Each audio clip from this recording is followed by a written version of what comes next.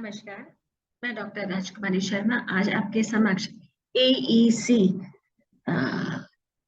हिंदी भाषा संप्रेषण और संचार की दूसरी इकाई लेकर उपस्थित हुई हूँ। पहली इकाई में मैंने हिंदी भाषा संप्रेषण और संचार में संप्रेषण का अर्थ, महत्व, उपयोगिता, अवधारणा और हम देखते हैं कि विविध आयाम के साथ साथ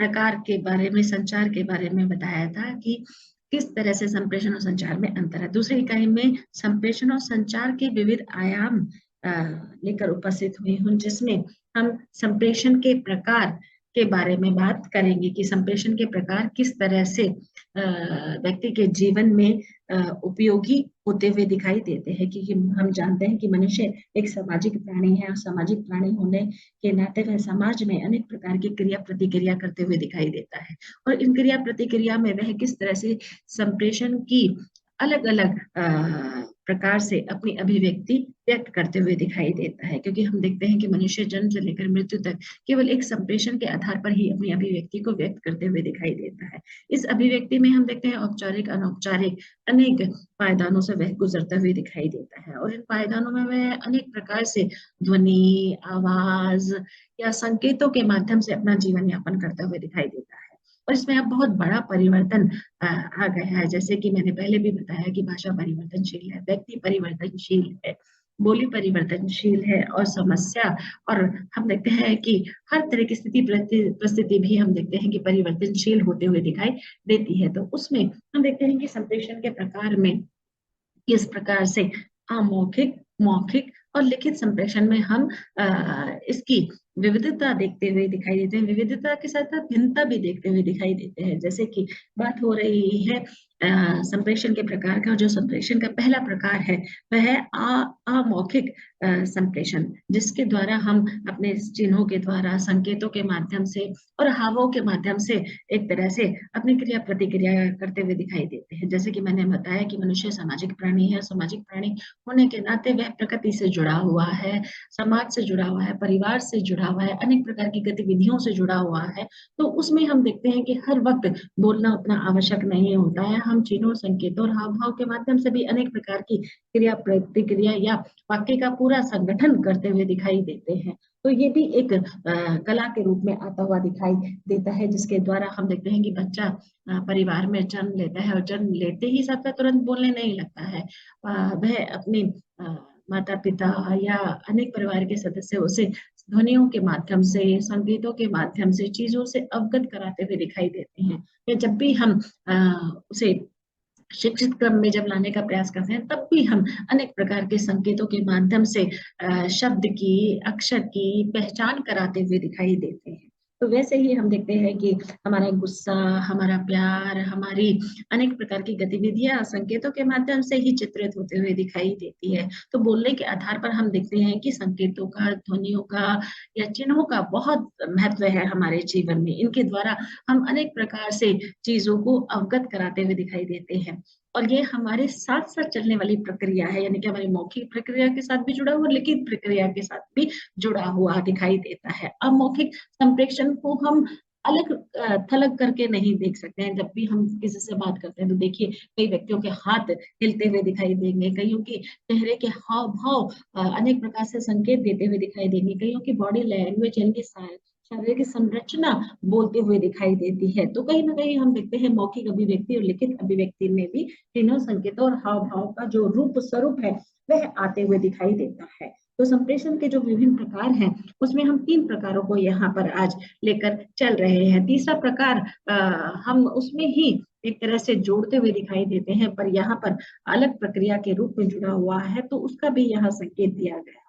वैसे 2 ही प्रकार है, मौखिक और लिखित, पर हम देखते हैं मौखिक लिखित में भी हम अमौखिक संप्रेषण का जो आदान प्रदान है वह करते हुए दिखाई देते हैं। मौखिक संप्रेषण से यहाँ तात्पर्य है कि व्यक्ति, हम देखते हैं कि सामाजिक प्राणी होने के नाते वह सारा दिन बोलते हुए दिखाई देता है। कई बार चाहकर, कई बार अनचाहे में भी वह बोलता हुआ दिखाई देता है, और कईयों को तो बोलना बहुत अच्छा लगता है, बस मौका चाहिए बातचीत करने का, तो उस रूप में भी वह अपनी अभिव्यक्ति को व्यक्त करते हुए दिखाई देते हैं। और कईयों का बोलना वाकई ही सुखद भी होता है, और कईयों का बोलना काफी उबाऊ भी होता है, उब और उदासीनता को भी लेकर आता हुआ दिखाई देता है।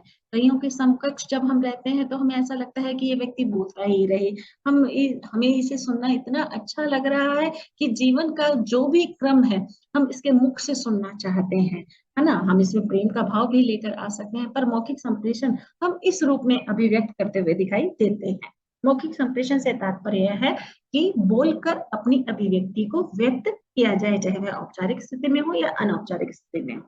मौखिक रूप से की गई बातचीत, वार्तालाप, संवाद आदि को मौखिक संप्रेषण कहते हैं। यानी कि इसके 3 आधार हैं। बातचीत के द्वारा भी हम इसे कर सकते हैं, संवाद के द्वारा भी, और वार्तालाप के द्वारा भी हम करते हुए दिखाई देते हैं, जिसमें 2 व्यक्तियों के मध्य इस तरह से हुई बातचीत को हम भावों विचारों के अंतर्गत लेकर दिखाई देते हैं। प्राचीन काल से संप्रेषण की मौखिक अभिव्यक्ति ही सर्वप्रथम चलन में थी। यानी कि कहने का तात्पर्य यहाँ पर यह है कि सबसे पहले व्यक्ति ने बोलना ही सीखा, लिखना तो बहुत बाद में सीखा। मौखिक अभिव्यक्ति के द्वारा ही या संकेतों के माध्यम से, पहले संकेत के माध्यम से वह अपनी अभिव्यक्ति को व्यक्त करता हुआ दिखाई देता था, पर धीरे धीरे बोलने के रूप में भी वह चीजों को व्यक्त करने लगा। तो संकेतों और मौखिक रूप से वह ज्यादा चलन में दिखाई देता था। तो उस रूप में हम कह सकते हैं कि प्राचीन काल में संप्रेषण की मौखिक अभिव्यक्ति एक तरह से प्रथम रूप में देखी जा सकती है। आज हम देखते हैं संप्रेषण के बहुत से माध्यम हो गए हैं, जिसके कारण संदेश से संबंधित दोनों पक्ष या दोनों वक्ता और श्रोता किस तरह से अपनी बात करते हुए दिखाई देते हैं। आज के युग में हम देखते हैं कि telephone, television, radio, video conferencing द्वारा भी मौखिक अभिव्यक्ति की जा सकती है। मौखिक संप्रेषण द्वारा वक्ता और श्रोता अपने विचार विनिमय करके एक दूसरे से बातचीत करते हुए दिखाई देता है। जैसे हम अनेक प्रकार से इसको लेते हुए दिखाई देते हैं, जैसे संगोष्ठी के माध्यम से, साक्षात्कार के माध्यम से, सेमिनार के माध्यम से ये क्रिया प्रतिक्रिया एक तरह से दिखाई देती है। मौखिक संप्रेषण के निम्नलिखित साधन है, और वो साधन 4 प्रकार से यहाँ पर दृष्टिगत करके दिखाए गए हैं। पहला है प्रत्यक्ष संपर्क द्वारा। कहने का तात्पर्य है स्पष्ट रूप से की जाने वाली बातचीत को हम प्रत्यक्ष संपर्क द्वारा कह सकते हैं। यानी कि प्रत्यक्ष यानी कि आमने सामने कह सकते हैं। कहने का अर्थ है कि जब व्यक्ति आमने सामने उपस्थित होकर अपनी बातचीत करता है, यानी कि दोनों ही प्रत्यक्ष रूप में एक अपना प्रश्न या अपनी बातचीत कर रहा है और वो उसका उत्तर करते हुए दिखाई दे रहा है, उसे मौखिक एवं प्रत्यक्ष संप्रेषण करते हैं। यानी कि आमने सामने बैठकर अपनी क्रिया प्रतिक्रिया को देना एक तरह से प्रत्यक्ष संपर्क के अंतर्गत आता हुआ दिखाई देता है। प्रत्यक्ष संपर्क कई प्रकार से हो सकता है। सर्वप्रथम किसी भी कार्यालय में आदेश निर्देश परस्पर बातचीत द्वारा दिए जा सकते हैं। यानी कि एक व्यक्ति दूसरे व्यक्ति को किसी भी कार्य को करने को कह सकता है, किसी भी आदेश को मानने का दबाव बना सकता है।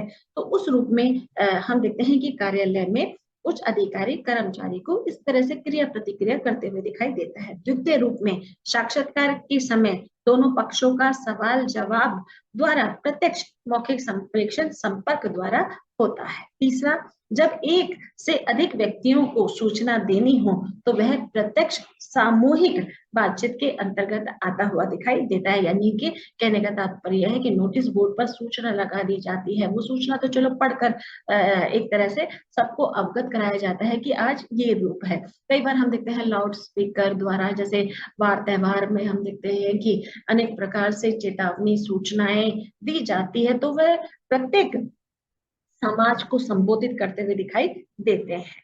दूसरा इसमें बताया है टेलीविजन, या फिर हम देखते हैं आपका मोबाइल द्वारा, टेलीफोन या मोबाइल द्वारा हम अभिव्यक्ति को व्यक्त करते हुए दिखाई देते हैं। टेलीविजन के माध्यम से भी हम चीजों की क्रिया प्रतिक्रिया करते हुए दिखाई देते हैं। मोबाइल द्वारा हम किसी भी व्यक्ति से मौखिक संप्रेषण किया जा सकता है। यानी कि मोबाइल अगर जिसने पहले नंबर डायल किया है तो वह पहले बोलने का हक रखता हुआ दिखाई देता है, तो वह अपनी बात वहां पर प्रस्तुत करता है। जब उसकी बात उसको समझ में आ जाती है तो वह अपने उत्तर देते हुए दिखाई देता है। तो इस रूप में हम देखते हैं समय धन की जो बचत है वह भी होती हुई दिखाई देती है, क्योंकि हम जाने के क्रम से अच्छा है कि टेलीफोन पर हम लोग बात करते हुए दिखाई देते हैं। टेलीविजन के माध्यम से भी अनेक प्रकार की सूचनाओं से हमें मौखिक रूप से अवगत कराया जाता है। वहां पर हम कोई क्रिया वहां पर नहीं एक तरह से प्रस्तुत क्रिया करके प्रतिक्रिया नहीं देख सकते हैं, पर हम सूचनाओं को ले सकते हैं और उसे अप्लाई कर सकते हैं। रेडियो एवं दूरदर्शन के द्वारा मौखिक संप्रेषण का एक और साधन है जिसके द्वारा अनेक सूचनाएं हमें एक तरह से बोध होती हुई दिखाई देती है, उनकी जानकारी की सूचना प्राप्त होती हुई दिखाई देती है। शहरी एवं ग्रामीण क्षेत्रों में ये साधन अधिक कारगर मदद करते हैं। हम देखते हैं कि कई जगह दूर दराज में उतनी आवाजाही नहीं रहती है, तो इस तरह की जो रेडियो और दूरदर्शन के द्वारा जो भी सूचनाएं जानकारी दी जाती है वो व्यक्ति को जागरूक करती हुई दिखाई देती है। इसमें भी हम कुछ नियम यहाँ पर प्रस्तुत करते हुए दिखाई देते हैं, जैसे कि संप्रेषण का एकल मार्ग, गोपनीयता का भाव, आकाशवाणी द्वारा प्रसारित कार्यक्रम आदि का भी यहाँ पर प्रयोग किया जाता है। हम देखते हैं कि किस तरह से वीडियो कॉन्फ्रेंसिंग द्वारा भी, यानी कि वीडियो द्वारा भी हम लोग बातचीत करते हुए दिखाई देते हैं। आजकल एक नया साधन उपलब्ध हो गया है कि दूर दराज देश विदेश में व्यक्ति बैठा हुआ है और उससे हम जब मर्जी जहां चाहे जैसे बात कर सकते हैं। वहां पर वो दूरियां एक तरह से रिक्तता का भाव नहीं भरती हुई दिखाई देती। वहां पर लगता है कि व्यक्ति हमारे ही समकक्ष खड़ा हुआ दिखाई देता है। इस साधन में दो व्यक्तियों में हुई बातचीत की एक तरह से क्रिया प्रतिक्रिया दिखाई गई है कि उसमें वह उसके मुख से बोलते हुए शब्द भी सुनाई देते हैं और उसका दृश्य चित्र भी दिखाई देता है। इसमें सांकेतिक भाव का भी प्रत्यक्ष रूप हम देख सकते हैं कि किस तरह से मुंह, आंख, नाक बनाए जा रहे हैं। इस प्रक्रिया का प्रयोग मोबाइल और कंप्यूटर द्वारा किया जा सकता है। हम देखते हैं मौखिक संप्रेषण में कितने सारे जो माध्यम है, कितने सारे जो साधन है वह प्रयोग में लाए जा सकते हैं। लिखित संप्रेषण, लिखकर अभिव्यक्ति कर रहे हैं, यानी कि किसी भी चीज को लिखकर प्रस्तुत करना, यानी कि कोई भी आपका वाद है, विवाद है, या सूचना है, या जानकारी है, या किसी भी तरह की ज्ञान के आधार पर अभिव्यक्ति देनी है तो आप उसे लिखकर दे सकते हैं। इसमें हम देखते हैं कि किस तरह से लिखित संप्रेषण कितना उपयोगी दिखाई देता है। सामूहिक द्वारा, यानी कि हम देखते हैं जब व्यक्ति सामूहिक रूप से किसी की भी रूप में प्रकट होता हुआ दिखाई देता है या सामूहिक रूप से किसी भी तरह की गतिविधि को करते हुए दिखाई देता है तो उसका प्रभाव सामने वाले व्यक्ति पर क्या पड़ता है। लिखित संप्रेषण में व्यक्ति अपने विचारों का आदान प्रदान लिखकर प्रकट करता है। लिखित संप्रेषण में पत्र, पत्रिकाएं, समाचार पत्र, रिपोर्ट, ईमेल आदि द्वारा प्रयोग में लाया जा सकता है। हम देखते हैं जो लिखित संप्रेषण है उसके भी बहुत सारे एक तरह से साधन है, जैसे सामूहिक लिखित संप्रेषण के द्वारा बताया जा रहा है कि सामूहिक लिखित संप्रेषण में किसी संस्थान, कंपनी और संगठन द्वारा काम करने वाले सदस्यों को सूचना एक तरह से हम लिखित रूप में देते हुए दिखाई देते हैं। और इस लिखित सूचना को प्राप्त करने वाले सभी व्यक्ति सामूहिक रूप के अंतर्गत आते हुए दिखाई देते हैं। व्यापारिक स्तर पर अपने व्यवसाय को बढ़ाने तथा अपने उच्च अधिकारियों को आदेश, निर्देश पत्र के रूप में एक तरह से प्रस्तुत करना कि कब क्या स्थिति उत्पन्न हो उसके रूप में बताया जा रहा है। व्यवसाय स्तर पर प्रबंधकों को दिन, सप्ताह, मास आदि के द्वारा रिपोर्ट तैयार की जाती है और विभिन्न उद्देश्यों के द्वारा रिपोर्ट का जो रूप स्वरूप है वह एक तरह से तैयार होते हुए दिखाई देता है। इसका जो क्रम है वह विभिन्न रूपों से आता हुआ दिखाई देता है। इसमें व्यक्तिगत रूप से कि व्यक्तिगत लिखित संप्रेषण कैसे होता है। दो व्यक्तियों द्वारा लिखित सूचनाओं का आदान प्रदान ही व्यक्तिगत लिखित संप्रेषण कहलाता है। यह प्रक्रिया औपचारिक एवं अनौपचारिक दोनों पत्र व्यवहार, समस्या, सुझाव एवं उन्नति के आधार पर हो सकती है, यानी कि लिखित रूप में ही ये होनी चाहिए। इस रूप में हम मौखिक और लिखित संप्रेषण का जो रूप है वह प्रस्तुत कर सकते हैं, जिसके द्वारा व्यक्ति अपनी क्रिया प्रतिक्रिया अलग अलग स्थानों पर प्रयोग में लाया जा सकता है। अब इसमें है कि इसमें बहुत सारी चीजों का उस रूप में भी अवगत कराया गया कि इसके हानि क्या हो सकते हैं, इसके लाभ क्या हो सकते हैं, उसमें हम लोग नहीं जाएंगे। हमें जो इसका आधार है, इसका स्वरूप है, उसके अंतर्गत ही बात करनी होती है। तो उसमें इन चीजों का जो रूप है वह प्रस्तुत होते हुए दिखाई देता है। अब बात आ रही है तीसरे टॉपिक की, बात कर रहे हैं हम लोग कि किस तरह से जो आपका सर्वेक्षण आधारित रिपोर्ट तैयार करना, संभावित विषय कोरोना, मानसिक स्वास्थ्य जागरूकता संबंधी अभियान, कूड़ा संबंधी योजना के द्वारा हम देखते हैं कि चीजों को एक तरह से प्रयोग में कैसे लाया जा सकता है और इनके द्वारा किस तरह से अभिव्यक्ति व्यक्त की जा सकती है। इसमें पहला बताया गया है कि हमें एक तरह की रिपोर्ट तैयार करनी है और रिपोर्ट से यहाँ तात्पर्य है कि हम देखते हैं कि जब भी हम चीजों को प्रस्तुत कर रहे हैं, उन चीजों को प्रस्तुत करते समय हमें क्या क्या चीजों को आधार एक तरह से लेकर चलना है। आधार से यह तात्पर्य है कि आपने रिपोर्ट तैयार की, रिपोर्ट तैयार करने के आधार पर हम रिपोर्ट सब एक जैसी नहीं होती है ना। सर्वेक्षण आधारित रिपोर्ट तैयार करना यानी कि प्रतिवेदन के रूप में, प्रतिवेदन का अर्थ ही रिपोर्ट होता है और रिपोर्ट से यहाँ तात्पर्य है कि विभिन्न आधारों पर अलग अलग प्रकार से होती है, एक जैसी रिपोर्ट कहीं भी नहीं होती। जैसे समाचार आधारित रिपोर्ट होती है, घटना समस्या या किसी व्यक्ति विशेष द्वारा भी हम देखते हैं रिपोर्ट हम तैयार करते हुए दिखाई देते हैं। किसी देश पर या किसी आपदा आने पर भी हम रिपोर्ट तैयार करते हैं। यहाँ पर तो कोरोना महामारी के बारे में बताया गया है और ये जो महामारी है हम देखते हैं 2-3 साल से लगातार चल रही है। हाँ, इसके रूप में हमें अनेक प्रकार के सुझाव उपाय तो अब हमारे पास सुलभ हो गए हैं, पर जिस समय 2020 में ये महामारी आई और इस महामारी ने एक विकराल रूप धारण किया, उसमें व्यक्ति कितना असहज होकर अपना जीवन यापन उसने किया है। रिपोर्ट के प्रमुख जो तत्व हैं वह इस प्रकार से है कि हम देखते हैं कि इसमें व्यक्ति विशेष प्रसंग संदर्भ द्वारा एक तरह से लिया जा सकता है।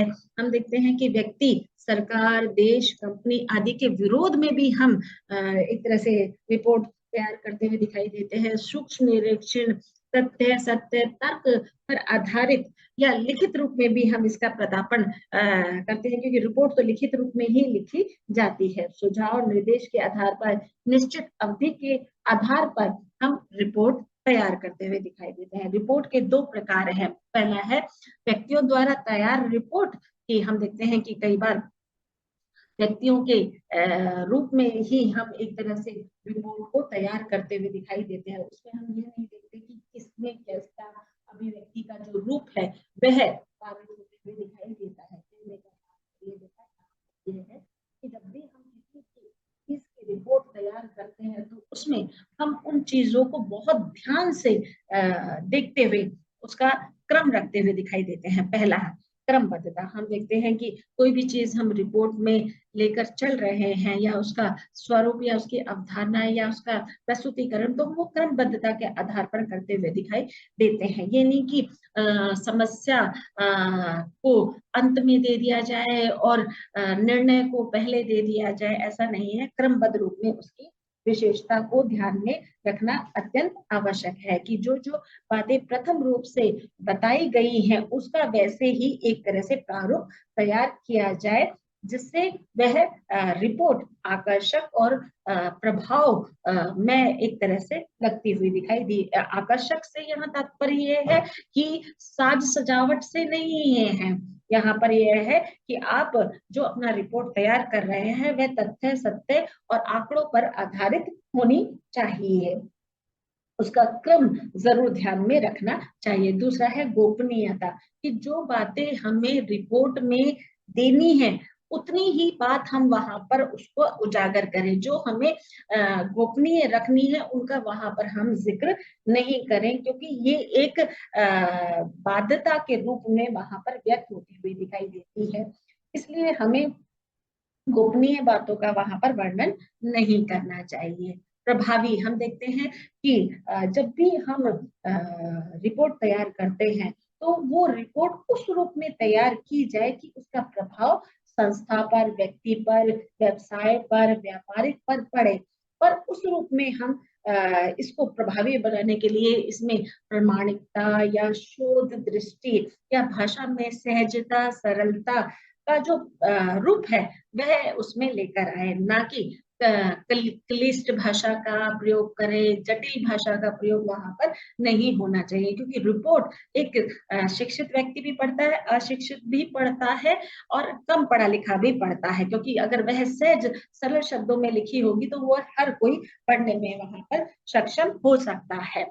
दूसरा है समितियों तथा उप समितियों द्वारा तैयार होने वाला एक तरह से प्रतिवेदन रिपोर्ट। हम देखते हैं कि इसका भी जो रूप है वह अनेक प्रकार से तैयार किया जाता है। कहने का तात्पर्य है, जब भी हम रिपोर्ट तैयार करते हैं तो उसकी प्रकृति को ध्यान में रखकर हम उस रिपोर्ट को बनाते हुए दिखाई देते हैं। जैसे गंभीरता का वहां पर भाव प्रस्तुत होना चाहिए, क्योंकि कोई भी रिपोर्ट हम एक तरह से चुटकुले या फिर हास्यप्रद रूप में नहीं लिख रहे हैं। उसकी उपयोगिता, उसकी पराकाष्ठता को देखकर हम गंभीर रूप में उसकी गंभीरता को व्यक्त कर रहे हैं, चाहे व्यक्ति विशेष के रूप में हो या किसी संस्था के बारे में हो, तो उसमें गंभीरता का भाव आना अत्यंत आवश्यक है। दूसरा है इसमें तटस्थता। तटस्थता से या तात्पर्य स्थिरता से है कि जब भी हम कोई बात कह रहे हैं तो उन शब्दों में वजन होना अत्यंत आवश्यक है। वह स्थिर होने चाहिए, दोहरी भाषा में नहीं होने चाहिए, दोहरी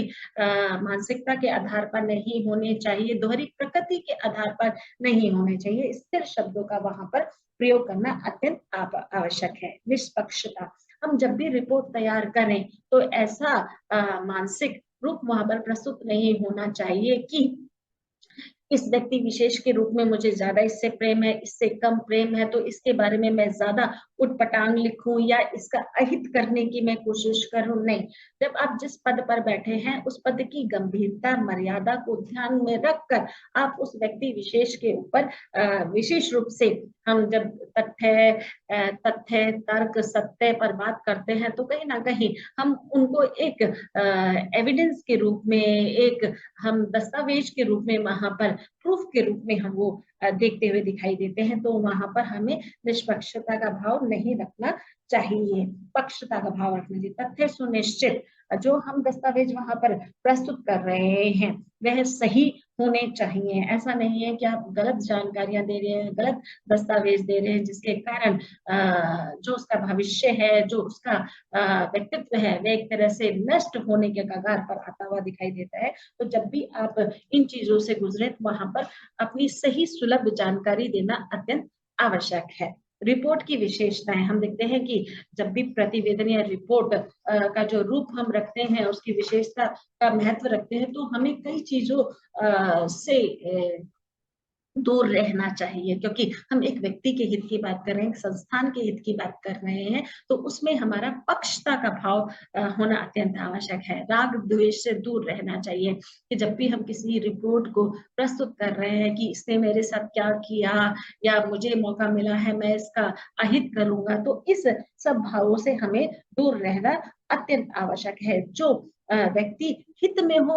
या जो संस्था के हित में हो, वो हमें कदम उठाने चाहिए, विषय पर केंद्रित होने चाहिए। हम देखते हैं कि अगर कोई रिपोर्ट हमारे पास आई है तो उस रिपोर्ट की भावनात्मक, विचारात्मक, मानसिकता के आधार पर हम विषय पर ही केंद्रित होना चाहिए। वहां पर अपनी भावनात्मक छवि को वहां पर नहीं अंकित करना चाहिए, किसी भी तरह की ईर्ष्या को वहां पर प्रदत्त रूप से नहीं दिखाना चाहिए। हमें पूर्णतः विषय पर केंद्रित रहना चाहिए, अनावश्यक बातों के लिए वहां पर कोई भी स्थान नहीं होना चाहिए।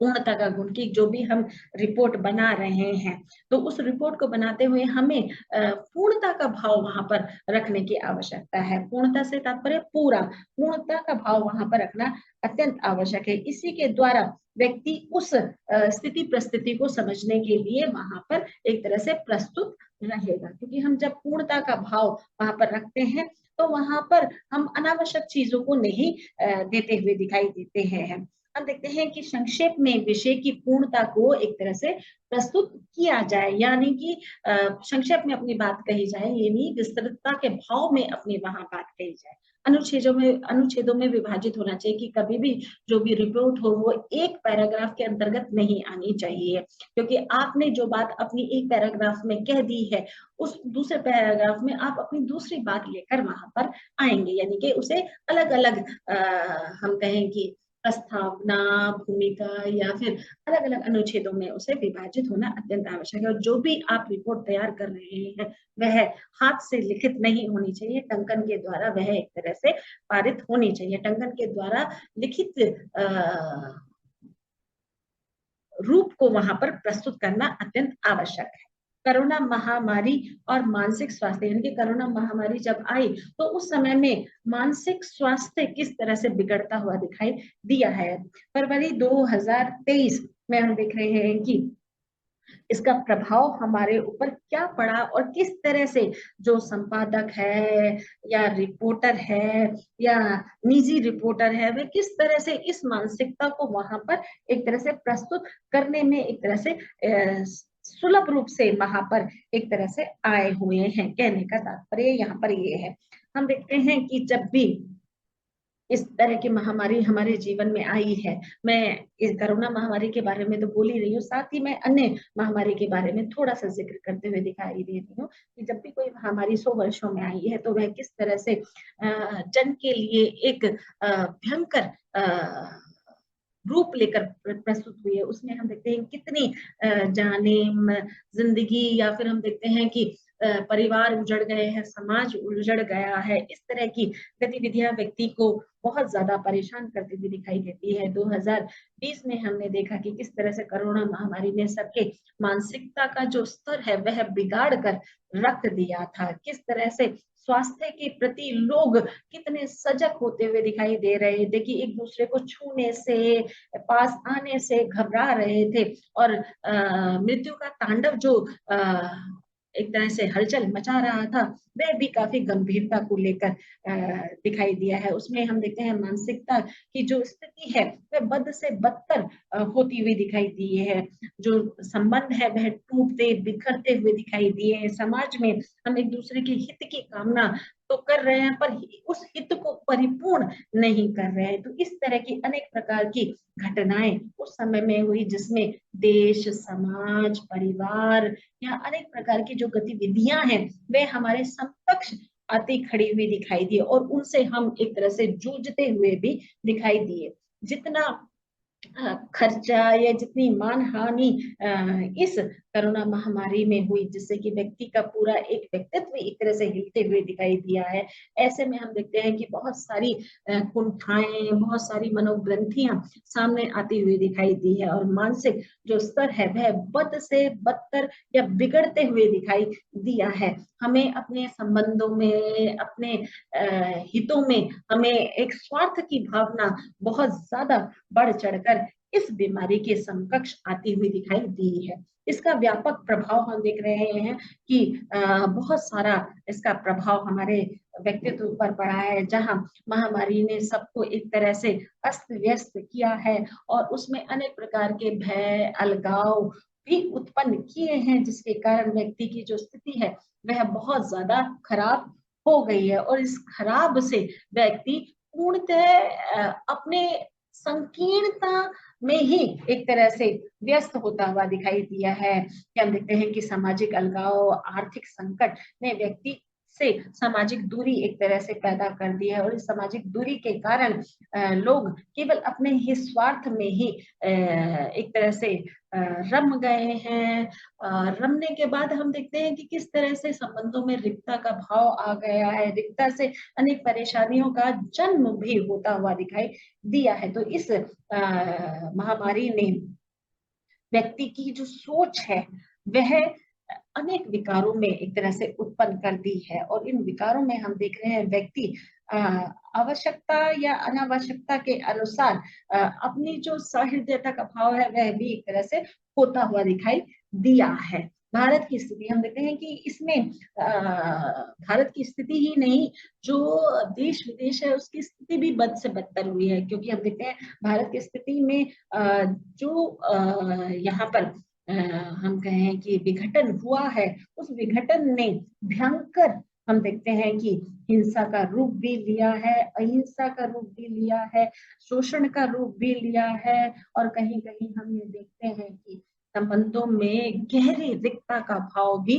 कोरोना महामारी के कारण आया है। तो कितनी चिंताएं और अवसाद उत्पन्न हुए हैं, जिसका व्याख्यान करना बड़ा मुश्किल कार्य है। तो हम ये कह सकते हैं कि कोरोना महामारी में भारत की जो स्थिति है, सामाजिक रूप से, पारिवारिक स्थिति से या आर्थिक स्थिति से, तीनों रूपों में बिगड़ती हुई दिखाई दी है। इन स्थितियों में हम देखते हैं कि किस तरह से दूसरा जो रूप है, क्रिप्टो करेंसी का जो रूप है, वह भी यहाँ पर दर्शाया गया है कि किस तरह से व्यक्ति अपने जान माल के रूप में व्यक्ति कितना अपने आप तक ही सीमित रह गया है, क्योंकि जानकारी होना अत्यंत आवश्यक है। तो जानकारी नहीं होती, जिसके कारण अनेक प्रकार से परेशानियां जन्म लेती हुई दिखाई देती है। क्रिप्टो जागरूकता अभियान 20 फरवरी 2023 में हम देखते हैं क्रिप्टो जागरूकता अभियान के द्वारा हर एक व्यक्ति को इसकी जानकारी का होना आवश्यक है, यानी कि अनिवार्य रूप से जानकारी होनी चाहिए। हम देखते हैं कि आज के समय में बहुत प्रकार के ऑनलाइन गेम आ गए हैं, और उन गेमों में जहां धन का जो रूप है वह समाता जा रहा है, जिसके कारण व्यक्ति को सूचना न होने के कारण, जानकारी न होने के कारण, बोध न होने के कारण अनेक प्रकार से हम देखते हैं कि हानि होती चली जा रही है, क्योंकि पैसे की जरूरत सबको है। धन का अभाव हम देखते हैं कोरोना महामारी में बहुत बड़े स्तर पर आया है, और उसी स्तर पर हम देखते हैं ऑनलाइन गेमिंग भी बहुत ज्यादा हो गई। इसमें नेता, अभिनेता अनेक प्रकार से विज्ञापन का प्रदापन करते हुए दिखाई दे रहे हैं। इसके बारे में सूचना या जानकारी पूर्ण रूप से होनी चाहिए, जो कि नहीं है। और उसका खामियाजा ये है कि जो भी व्यक्ति के पास जो भी जमा पूंजी इस वक्त रही, वे सारी की सारी वह इसमें पूरी तरह से गंवा दी। बहुत बड़ा जोखिम हम देखते हैं कोरोना महामारी के दौरान, क्रिप्टो जागरूकता अभियान के दौरान भी आया है। इसमें IEPF यानी कि निवेशक शिक्षा और सुरक्षा कोष को ये जिम्मेवारी सौंपी गई, और समय समय पर हम देखते हैं विज्ञापनों के द्वारा अनेक प्रकार से जनहित के द्वारा ये सूचना सुलभ कराई गई, और ये बताया गया कि जन सामान्य को इन गेमिंग के लिए किस तरह से जागरूक करना है, और वे जागरूक कैसे हो सकते हैं। जैसे शेयर मार्केट है, म्यूचुअल फंड है, चिट फंड है, पूंजी बाजार है, या जो नवीन रूप से हम देख रहे हैं गेम आ गए हैं, उन गेमों में हम देखते हैं किस तरह से व्यक्ति अपना सब कुछ दांव पर लगाने के लिए तत्पर है, और उससे उसकी मानसिकता व्यापक या भारत की स्थिति बहुत ज्यादा कठिन होती चली जा रही है। तो इस बारे में भी समाज में जागरूकता अभियान चलाया गया, और व्यक्ति को जागरूक करने के लिए अनेक प्रकार से प्रयास किए गए। तीसरा इसमें लिया है कूड़ा निस्तांतरण योजना। इसमें भी एक रिपोर्ट तैयार की गई 20 फरवरी 2023 में। हम देखते हैं कि किस तरह से जो ये अलग अलग मोहल्ले में या नगर में, मोहल्ले में अनेक प्रकार के कूड़ादान जो थे, उसके कारण अनेक प्रकार की परेशानियां जन्म ले रही थी, जबकि व्यक्ति को समय समय पर जागरूक किया गया कि आपको इन चीजों से कैसे अपने स्वास्थ्य बचाना है, किस तरह से अपने स्वास्थ्य को ध्यान में रखकर इनका कूड़ा को निस्तांतरण करना है। अलग अलग प्रकार से जो समाज सुधारक है इसमें भी भूमिका निभा रहे हैं। प्रधानमंत्री ने भी अनेक विज्ञापन के द्वारा या अनेक संवादों के द्वारा, भाषण के द्वारा जागरूक करने का प्रयास किया है। जिस तरह से हम देख रहे हैं सरकारें बदलती हैं, सरकारें बदलने के बाद हम देखते हैं कि अनेक प्रकार से इनके सुधार में योजना बनाई जा रही है। जैसे कि हम देखते हैं कि नगर में रोज निकालने वाला कूड़ा जो हम देखते हैं कि अनेक प्रकार से दिखाया जाता है। 2017 से 2022 के मध्य में हम देखते हैं कि बहुत सारे प्रोजेक्ट हमारे सामने आए। अनेक प्रकार की कंपनियों को ये टेंडर दिए गए और काम शुरू भी किया, पर काम शुरू करने के बाद भी हम देखते हैं कि उतना सुधार नहीं हो पाया जितना सुधार होना चाहिए था। गंदगी चारों तरफ से व्यक्ति को घेरते हुए दिखाई देती है। इसमें हम देखते हैं कि अनेक प्रकार से जो हमारी सरकारें हैं उन्होंने बहुत पैसा भी इसमें खर्च किया गया है। जैसे 33 लाख रुपया एक तरह से शासन ने कूड़ा निस्तारण के लिए दिया गया, और उसमें हम देखते हैं कि किसी तरह 33 लाख की जो लागत से ये जो शुरू हुआ है प्रोजेक्ट, वह कहीं ना कहीं हमारे लिए तो एक तरह से जनहित के लिए तो लाभदायक है, पर ये कितने देर तक इस क्रिया प्रतिक्रिया का जो समावेश है, ये संयोजना है, वह बनी रहेगी, इसका यहाँ तात्पर्य स्पष्ट करते हुए दिखाई देता है। तो कहने का तात्पर्य है कि सरकार अपने आधार पर अनेक क्रिया प्रतिक्रिया करती हुई दिखाई देती है, पर सामान्य मनुष्य को भी हम देखते हैं कि जागरूक होना अत्यंत आवश्यक है, और उस जागरूकता के आधार पर ही वह जीवन का क्रम जी सकता है। इसमें अगला है अनुच्छेद लेखन। अनुच्छेद लेखन से यह तात्पर्य है बेटा कि हमने अपने जीवन में बहुत सारे अनुच्छेद अपने शैक्षिक क्रम में देखे हैं कि अनुच्छेद से यहाँ तात्पर्य है किसी भी चीज का सार प्रस्तुत करना, यानी किसी भी चीज को काट छाट कर लिखना। और इसमें हम देखते हैं कि किस तरह से निश्चित शब्द अवधि भी इसमें दिखाई देती है कि आपको एक पैराग्राफ में अपनी बात कहनी है, या किसी उक्ति के रूप में कहनी है, किसी लोकोक्ति मुहावरे के रूप में कहनी है। आपको तत्वों के आधार पर यह भी बताया जाता है कि इसमें क्रमबद्धता का आधार होना चाहिए, स्पष्ट आपकी योजना होनी चाहिए, यानी कि स्पष्टता का भाव होना चाहिए, और इसमें पुनरावृत्ति से बचना चाहिए, क्योंकि आपको एक पैराग्राफ में अपनी बात करनी है तो आप शब्दों को बहुत ही सहज करके लिखेंगे। भाषा का सही उच्चारण होना चाहिए, वर्तनी में अशुद्धियां नहीं होना चाहिए। इन बातों का अनुच्छेद लेखन में ध्यान रखना चाहिए। संवाद लेखन से तात्पर्य है मूल शब्द है वाद, इसमें सम उपसर्ग लगने से संवाद हुआ। संवाद से यहाँ तात्पर्य है कहना, बोलना आदि से है। हम देखते हैं संवाद करते समय हमें किन किन बातों का ध्यान रखना चाहिए। संवाद में हम देखते हैं दो व्यक्तियों का होना अत्यंत आवश्यक है, दो से अधिक भी हो सकते हैं, क्योंकि हम इसमें कई बार सामूहिक संवाद भी करते हुए दिखाई देते हैं, कई बार एकल संवाद भी करते हुए दिखाई देते हैं, कई बार हम देखते हैं कि दो व्यक्तियों के बीच में भी संवाद होता हुआ दिखाई देता है। तो संवाद आप औपचारिक स्तर पर कर रहे हैं, अनौपचारिक स्तर पर कर रहे हैं, दोनों स्तरों को ध्यान में रखते हुए उसकी गरिमा को बनाए रखना है। इसमें भी हमें संवाद लिखते समय तो हमें भाषा का बहुत ज्यादा ध्यान रखना है कि कहाँ पर अल्प विराम, पूर्ण विराम, कहाँ पर लय, कहाँ पर तुक, कहाँ पर उतार, कहाँ चढ़ाव, या कहाँ पर स्वनिम का जो भाव है वह आता हुआ दिखाई देता है। तो संवाद को प्रस्तुत करते हुए चाहे मौखिक रूप में करें या लिखित रूप में करें, अब भाषा के नियमों का ध्यान या व्याकरण के नियमों का ध्यान रखना अत्यंत आवश्यक है। डायरी लेखन। डायरी लेखन से यह तात्पर्य है कि हम यहाँ पर डायरी से तात्पर्य है कि आप अपने जीवन में अपने जीवन के क्रम को जिस तरह से जीते हैं, अगर आपको लिखने का शौक है और लिखने की आप अभिव्यक्ति रखते हैं, या लिखने का आप एक तरह से क्रमबद्ध रूप से अपने जीवन में लागू करना चाहते हैं, और क्या क्या आपके जीवन में घटा, तो आप दैनिक दिनचर्या के रूप में डायरी लिखते हुए दिखाई देते हैं। डायरी के कुछ नियम है, हम देखते हैं डायरी को लिखते समय हमें बहुत ध्यान रखना अत्यंत आवश्यक है। बहुत ध्यान इसमें है कि आप किस तरह से जो भी आपके साथ घटनाएं घटित हुई हैं दैनिक क्रम में, आप उसका सही सही अंकन वहां पर करेंगे।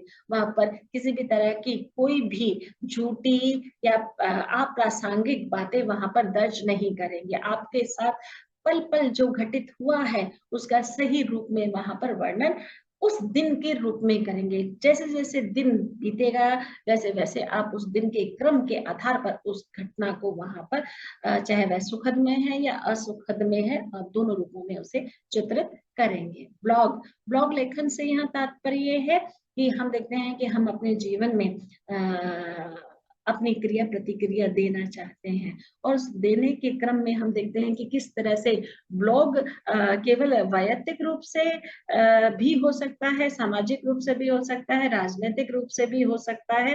अनेक रूपों से हम देखते हैं कि ब्लॉग लिखा जा सकता है। आजकल ब्लॉग बहुत चलन में है। हम उसे इस रूप में देखते हैं कि व्यक्ति किस तरह से अपने जीवन को जीता है, और जीवन को जीते समय वह किन किन बातों का ध्यान रखता है। और ब्लॉग लिखते समय हमें बहुत सारी चीजों का ध्यान रखने की आवश्यकता है। जैसे कि हम देखते हैं कि ब्लॉग लिखना एक राइटिंग के आधार पर ही आता है, और इसमें हम अपने जीवन के अनुभव, भावना, ज्ञान, कौशल को पूरी तरह से एक तरह से स्पष्ट रूप में लिखते हुए दिखाई देते हैं। और उसमें हम अपने जीवन के जो भी क्रम है, जिस भी तरह से वह घटित हुए हैं, उसका वहां पर सही रूप में वर्णन करते हुए दिखाई देते हैं। यहाँ पर हम देखते हैं कि अलग अलग भाषाओं के लोग हैं, अलग अलग प्रकार से अपने जीवन की क्रिया प्रतिक्रिया को जीते हैं। और कई लोग तो जैसे हम यूट्यूब पर देखते हैं या ब्लॉग लेखन में लिखते वक्त देखते हैं कि किस तरह से वह अपने घर की प्रत्येक घटना का चित्रण करते हुए दिखाई देते हैं। तो ब्लॉग को लिखते समय हमें बहुत सारी बातों का ध्यान भी रखना अत्यंत आवश्यक है। जैसे कि ब्लॉग को लिखते समय हम भाषा का जो प्रयोग है वह सरल रूप से करें, और सरल रूप से जितना होगा उतना ही वह उतना फेमस होता चला जाएगा। हाँ, हम ये कह सकते हैं कि ब्लॉग लिखते समय हमें उसकी पुनरावृत्ति नहीं करनी चाहिए। ब्लॉग लिखते समय हमें बहुत सारे सवालों का जवाब भी देना, और उसमें हमें बौखलाहट नहीं होनी चाहिए। हमें लिखते समय बहुत सारी बातों का ध्यान रखना अत्यंत आवश्यक है। संपादकीय लेखन से तात्पर्य है कि व्यक्ति किस तरह से किन चीजों का किस रूप में संपादक करते हुए दिखाई देता है। यानी कि जब भी व्यक्ति किसी भी चीज को लिखता है तो हम लिखते समय किन बातों का ध्यान रखते हैं। जैसे कोई समाचार पत्र जब लिखता है तो संपादकीय लेखन लिखता है, या जब कोई बुक लिखता है तो भी वह अपनी बात उसमें लिखता है कि इस बुक में वह किन किन चीजों को उसने उद्घाटित किया है, किन किन चीजों के बारे में उसने ब्यौरा दिया है। या किसी पत्र पत्रिका में भी देखते हैं कि जब भी कोई संपादकीय रूप से लिखता है तो उसमें हम देखते हैं कि वह पूरी पत्रिका या किताब का जो सार है वह प्रस्तुत करते हुए दिखाई देता है। और ये संपादकीय लेखन किसी भी आधार पर हो सकता है, जैसे सामाजिक भी हो सकता है, राजनीतिक भी हो सकता है, आर्थिक भी हो सकता है, धार्मिक भी हो सकता है, और हम देखते हैं कि निजी विचारधारा पर भी आधारित हो सकता है। इसमें हम लिखते समय हमें बहुत सारी बातों का ध्यान रखना चाहिए कि ये संक्षिप्त होना चाहिए, इसमें ज्वलंत समस्या को लिया गया है तो उसका पूरा आधार स्पष्ट होना चाहिए। इसमें हम देखते हैं कि जितना मतलब संक्षिप्त हो उतना ही अच्छा होता है। विश्वसनीयता, आत्मीयता, रोचकता जैसे गुण संपादकीय में होने चाहिए। भाषा में सरलता, सहजता का ध्यान रखना अत्यंत आवश्यक है, और जितना रुचिकर होगा उतना ज्यादा अच्छा होगा। तो संपादकीय लेखन लिखते समय हमें इन बातों का ध्यान रखना अत्यंत आवश्यक है। धन्यवाद।